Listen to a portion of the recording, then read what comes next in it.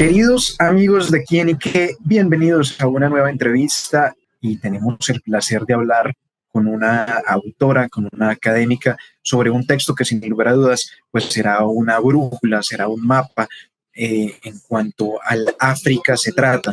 El libro titula Un camino al África, una puerta al mundo. Y a esta hora aquí nos acompaña Clara Inés Chávez Romero, a quien le damos la bienvenida y un muy especial saludo. Bueno, muchísimas gracias por esta oportunidad y un saludo para ti y toda la audiencia. Un fuerte abrazo y me encanta volver a estar contigo en estas entrevistas. Qué bueno, Clara Inés, pues ante todo, gracias por este espacio, pero también sobre todo por este libro que, como bien lo decíamos al principio, tiene una importancia muy grande. Y lo primero, antes que cualquier otra cosa y entrar en detalles técnicos, interesantes, datos periodísticos, es qué te motivó, qué te impulsó a hacer esta investigación, a redactar este texto y a darlo a conocer. Pues mira, mi libro es muy interesante porque yo viví en el África. Conocí, digamos, este continente tan maravilloso y como estudiadora o especialista en relaciones internacionales me doy cuenta de dos cosas. Primero, que la África está en los ojos del mundo, en los ojos de las grandes potencias. En el África se determina la paz y el comercio internacional. Y la segunda cosa es que estamos en un momento muy particular en Colombia en términos de política exterior y veo que en Colombia finalmente comienzan a mirar al África. Esto es un análisis que está por encima de las ideologías y de los partidos políticos, pero yo aplaudo esa visión porque África será el continente del futuro.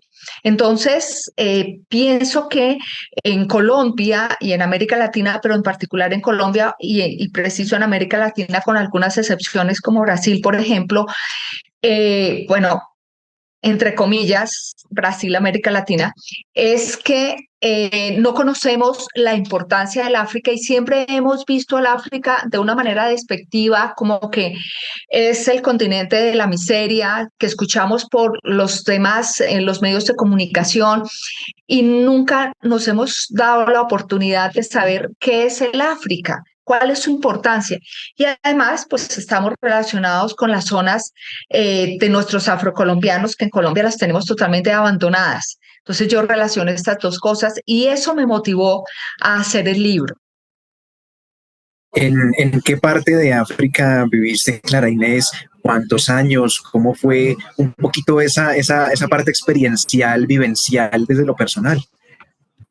Sí, mira, como te dije en algunas otras entrevistas, yo fui de carrera diplomática, estuve 15 años al servicio del exterior colombiano, pero en algún momento de la vida conocí a mi esposo y tuve que renunciar y para poder seguirlo, pues no había otra alternativa.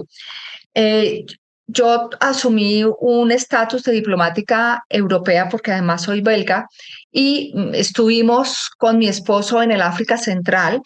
Yo desarrollé diferentes plataformas internacionales para dar a conocer a Colombia, pero desde un punto de la diplomacia cultural. ¿Qué significa eso?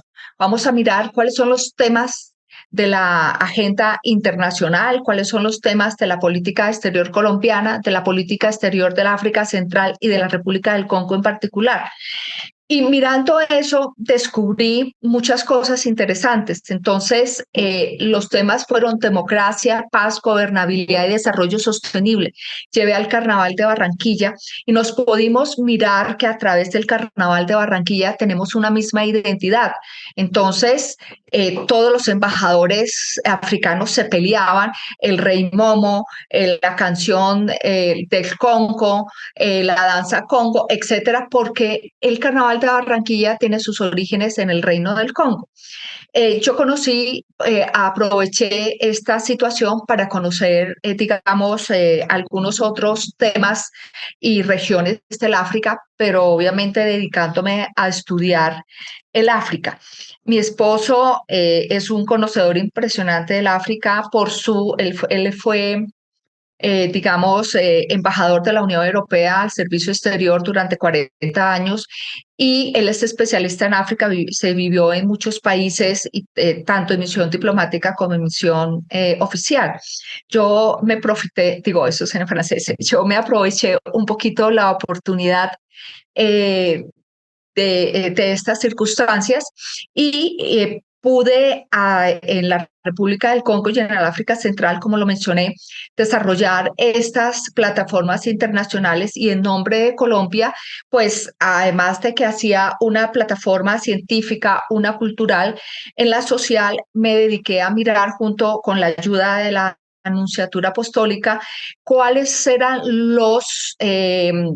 digamos, los sitios más vulnerables, las instituciones que podrían ayudar, orfelinatos, centros de salud, el Instituto EFATA, ancianatos, etcétera. Entonces, con los fondos que yo recogía en nombre de mi país y de mi familia, pues ayudé a estas instituciones y se cambió la imagen de Colombia. Llevé ministros, llevé historiadores, etcétera, y fue una gran experiencia y es hasta ahora que todavía quieren saber más de Colombia. Quiero contarte que en este pasado mes de octubre yo formé parte de la comisión congolesa, el gobierno congolés, fue un honor, fue la segunda vez que lo hago, para la visita del canciller a Colombia, porque en ese mes, a finales del mes, se llevaba a cabo la cumbre de las tres cuencas, o sea, la cumbre de Borneo, la del Congo y la de Amazonas. Entonces, tuvimos mucho éxito, el gobierno colombiano participó en esta cumbre y fíjese que el África se posiciona en temas muy importantes. Una de ellas es esto y lo está liderando la República del Congo. Pero hay muchas más cosas en las cuales el África se posiciona. Entonces vemos que forma parte del G20, que es el grupo de países ricos importantes, en el cual la Unión Africana juega un papel fundamental, que no lo hace América Latina, por ejemplo. Entonces vemos una gran diferencia en el posicionamiento internacional del África, de estar presente no solamente en esta clase de cumbres que lidera, sino, por ejemplo, como lo señalé en el G20, en los BRICS. Entonces, eso es parte de la importancia geopolítica del África. Entre otras cosas, he podido constatar, me ha gustado mucho, por ejemplo, la capacidad de producción cinematográfica que hay en países como Nigeria. Casi que una buena porción de su Producto Interno Bruto está arraigado en este renglón de la economía y de la cultura. Tienen una producción increíble y en plataformas como Netflix, Amazon, comienzan a hacer cada vez más presencia, justamente haciendo lo que dices tú, Clara Inés, y es acabando con la idea de que solo hay pobreza, necesidades y que contrario a eso hay mucha creatividad y mucho talento. He podido ver también que en tu texto pues hay casi que una especie de protesta, de denuncia de lo que ocurrió en esa conferencia de Berlín, ¿no? A finales del siglo XIX, en donde una repartición muy colonial de países europeos desconoció las particularidades de los países de África, desencadenando muchos de los problemas que evidenciamos hoy. ¿Cómo es esto? ¿Y cómo se desarrolla este punto pues en específico en tu libro? Sí, en mi libro señalo eso con bastante precisión porque es parte de un análisis internacional, pero permítame hacer un pequeño paréntesis cuando tú hablaste de Nigeria. Una de las cosas cuando yo mencioné hace un momento el tema de la diplomacia cultural es que nosotros a través de esa cultura africana, que es parte de nuestras raíces, que es tan rica, porque no solamente en los afrocolombianos, o los afros en la diáspora africana en el mundo, sino en los propios africanos, existe una riqueza literaria, una riqueza oral, una riqueza musical, y la vemos nosotros a través de la cumbia, del currulao, del mapalé, etcétera.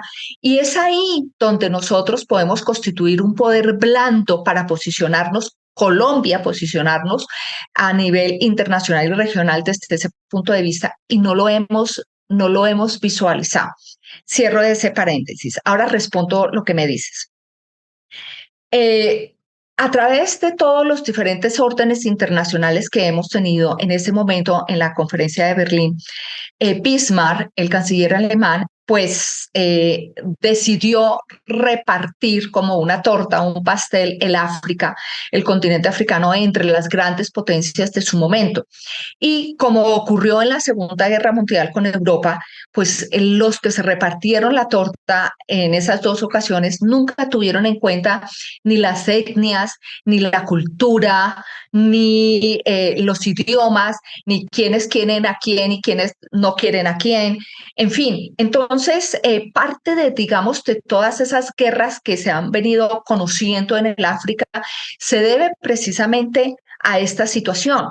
Además, hay que decir que el África, antes de ocurrir todo esto, era el centro comercial importante. Entonces, vemos que desarrollaron, antes de ocurrir en el siglo XIX esta situación, pues todos, digamos, los puertos africanos eran desarrollados para la época y ellos recibían todo este comercio. Posteriormente llegaron digamos, estas colonizaciones se repartieron en el África, como lo mencioné anteriormente, y eso dio origen a las diferentes guerras.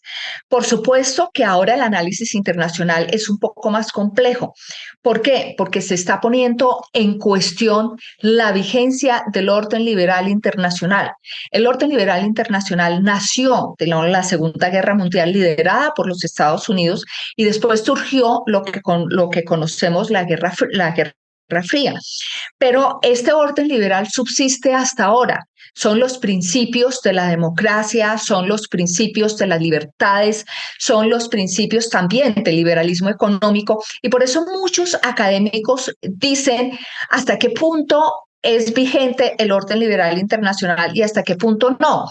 En mi opinión, hay que apostarle a eso, haciendo unas reformas obviamente más incluyentes y reformar un poco ese tema del liberalismo económico.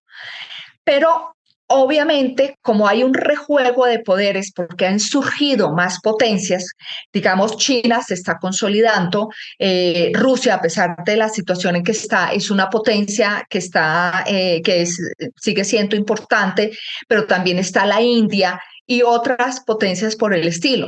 Entonces, en este momento en particular, en el África, quienes están liderando este cambio, digamos, de este sentimiento anticolonialista, pues es China y Rusia. Entonces, obviamente, por eso Nigeria, que es un país muy importante, que se ha desarrollado bastante, como bien lo señalaste, y Ruanda es otro de los países importantes que salió de una época de genocidio y ahora es el líder en tecnología, en fin. Están empezando a decir, bueno, yo les quito a la zona de la francofonía liderada por Francia todos los minerales, porque una de las cosas que tiene África es que la riqueza es impresionante, tiene cobalto, es decir, los carros eléctricos, los celulares, por ejemplo, salen de los minerales del África. La primera bomba atómica que tuvo Francia salió de la República Democrática del Congo, de los minerales que se encuentran allí. Entonces, obviamente, es una fuerza, un equilibrio de poder entre China y Rusia y las antiguas colonias en el África, pero en particular de Francia. Entonces hay un sentimiento anticolonialista de decir, mire, no más, nosotros podemos, y parte de las guerras que han existido, no solamente en el África, sino en el mundo, es que dentro del contexto de la Guerra Fría, la ex Unión Soviética y Estados Unidos, pues empezaron a poner, digamos, en sus ejes de influencia, poner y quitar líderes, presidentes, primeros ministros que no estuvieran acorde a sus propios intereses y que no protegieran a sus propias industrias o a sus ciudadanos. Y esa situación es lo que en este momento el sentimiento africano es un nuevo discurso de decir, nosotros podemos, nosotros no queremos tener influencia colonizadora, pero también hago en mi libro un ojo, porque es que China y Rusia se han olvidado que también han sido colonizadores y siguen siendo colonizadores. Fíjese el tema de Rusia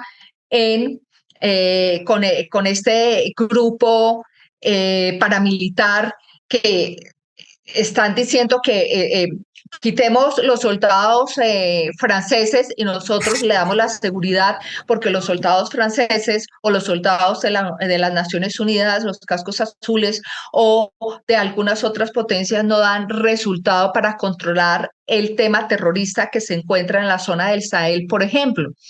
Entonces, ¿qué es mejor? ¿No? Porque vamos a salir de un mal a entrar a otro peor. Entonces, hay que tener ese tema con mucho cuidado, pero obviamente es un sentimiento que no solamente se produce en el África, sino que se produce en el mundo entero, porque como hay un resurgimiento de nuevas potencias, ellos quieren estar en el rejuego internacional y que las instituciones que surgieron a raíz de la Guerra Fría, como las Naciones Unidas, se regeneren. Porque, por ejemplo, China y Rusia y la India y otras potencias quisieran formar parte, que se cambiara esos 5 países o se ampliaran los 5 países que forman parte del Consejo de Seguridad para la toma de decisión de veto.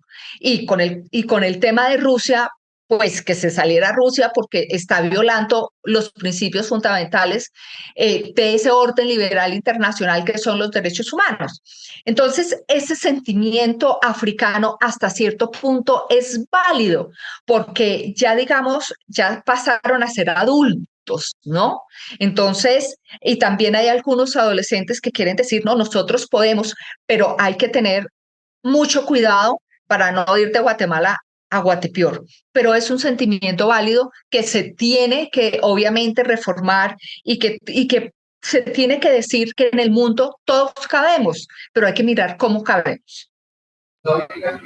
No puedo quedarme sin preguntar tu opinión sobre la política internacional colombiana actual, que, como ya lo hemos mencionado muy, muy someramente, le está dando una importancia diferente, una relevancia que antes no se le había dado al continente africano en cuanto a las relaciones diplomáticas y todo lo que conlleva, comercio, intercambios culturales, economía, etcétera, etcétera, etcétera.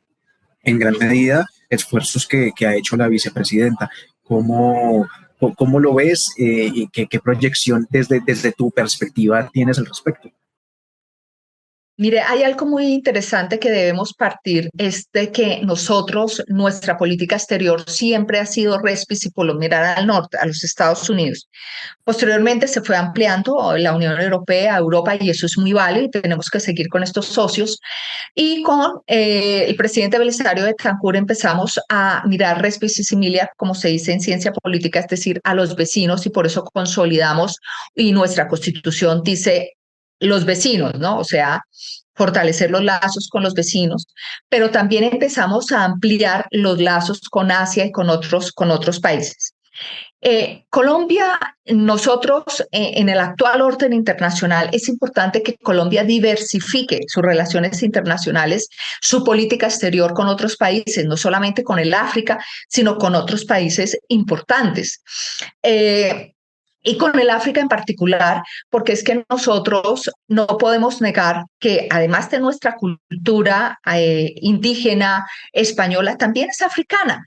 Entonces, Colombia ha desperdiciado su situación geográfica, y su situación geográfica, Colombia es la región andina, es Caribe, es Pacífico, es Amazonía, son llanos orientales, y desde ese punto de vista nosotros deberíamos desarrollar una política exterior más ambiciosa, más dinámica, más global, más diversificada. Y yo pienso que el África es un tema positivo. Habría que mirar cuáles son los puntos a desarrollar en particular con el África, y sobre todo teniendo en cuenta que el África, como lo menciono en mi libro, Un camino al África, una puerta al mundo, que por cierto ya va a estar entre paréntesis o está en la feria que se está llevando a cabo en la Biblioteca Virgilio Barco, que creo que comienza hoy o comenzó ayer, algo así, hasta el 10 de agosto, y los invito a ustedes para que vayan y lo miren, y de paso miren mi libro y lo compren. Entonces, el África, teniendo en cuenta que es el continente del futuro, es el continente que para el 2025 tendrá la misma población de China, que para el 2050 habrá sobrepasado la población de China, y sobre todo que una población joven, que una población de obra laboral más económica y que se está empezando a especializar. Es un continente, como lo señalé anteriormente, rico en todos los minerales: petróleo, gas, diamante, oro, cobalto, uranio, etcétera, etcétera, etcétera. Y sobre todo que está posicionándose en temas muy interesantes como el G20, como los BRIC, que no lo ha hecho América Latina como tal. Es el continente del futuro, mientras que el mundo y Europa en particular se va a envejecer, incluyendo América Latina, se va a envejecer. La población joven laboral estará en África. Entonces, si nosotros miramos regiones, nosotros tenemos que hacer presencia en algunas regiones que no las tenemos, y en particular mirar cuáles son los temas políticos más importantes, porque es que nosotros, los africanos, son 54 países, pertenecen a los no alineados, y son 54 votos que nos pueden ayudar a nosotros a posicionarnos en nuestras candidaturas a nivel internacional. Son aliados estratégicos importantes, y además de eso hay que diferenciar el tema político al tema económico y comercial, que también es válido, pero el tema político no se puede ver desde el punto de vista económico y comercial porque tiene un peso más específico y diferente. Pero para estar con el África podemos mirar los dos temas: político, económico y comercial, pero también el cultural, y posicionarnos desde el punto de vista de la diplomacia cultural como a nivel regional e internacional, pero también en el político nos pueden apoyar muchísimo porque tenemos unos discursos muy parecidos, como por ejemplo el cambio climático. El África está liderando porque tiene una de las cuencas más importantes, que es el Congo, la cuenca del Congo. Entonces, debemos mirar cuáles son los países más importantes en cada región y no olvidar un tema que se ha olvidado mucho en Colombia, que es el tema consular. La Convención de Viena para Asuntos Consulares de 1965 trata de que es obligación de los estados apoyar a sus ciudadanos en donde quiera que se encuentren. Y nosotros hemos olvidado eso. Le pongo un ejemplo. Por ejemplo, el embajador en Kenia. El embajador en Kenia puede ser excelente embajador, pero tiene 10 o 15 países, no recuerdo cuántos. La distancia geográfica de Kenia para ir al África Central es enorme. Los colombianos que se encuentran en el África Central, no todos tienen los recursos para coger un avión e irse a Kenia y sacar el pasaporte o el acta de defunción o el acta de nacimiento o de matrimonio, etcétera, etcétera. Todo lo que realiza las funciones de un cónsul.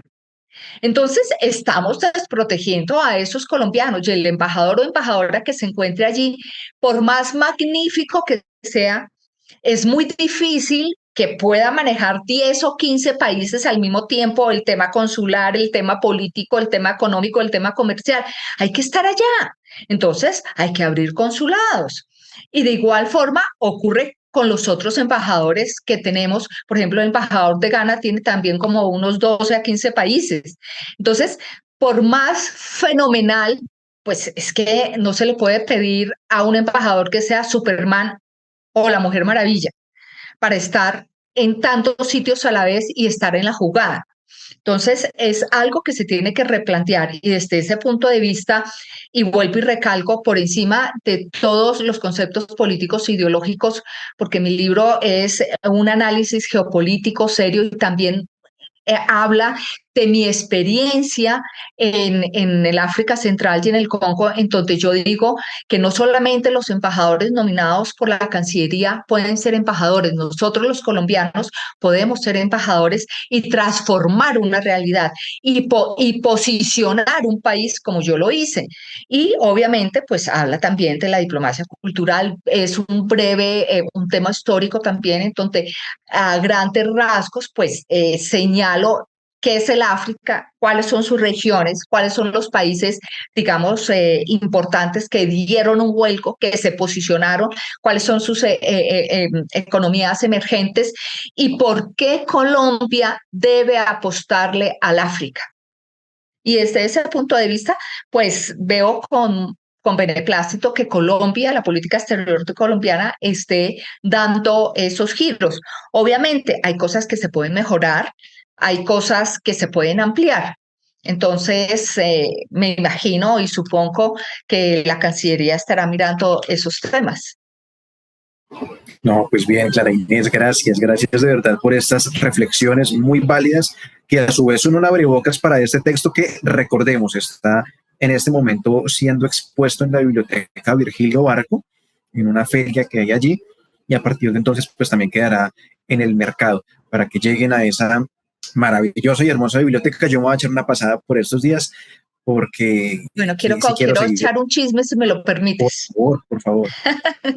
Bueno, quiero contarles que mi libro también tiene una versión en francés, está siendo editado por la editorial Panteón, va a salir en todos los países de la francofonía, como por ejemplo Canadá, Bélgica, Francia, etcétera, y estarán las principales librerías de todos esos países. En este momento en Colombia se encuentra en todas las librerías importantes, también se encuentra en Ícono y el proyecto es que yo pueda estar presentando el libro en la Unión Africana, en Etiopía, y, y estaré probablemente en la Feria del Libro de París en el stand de los africanos, de los congoleses.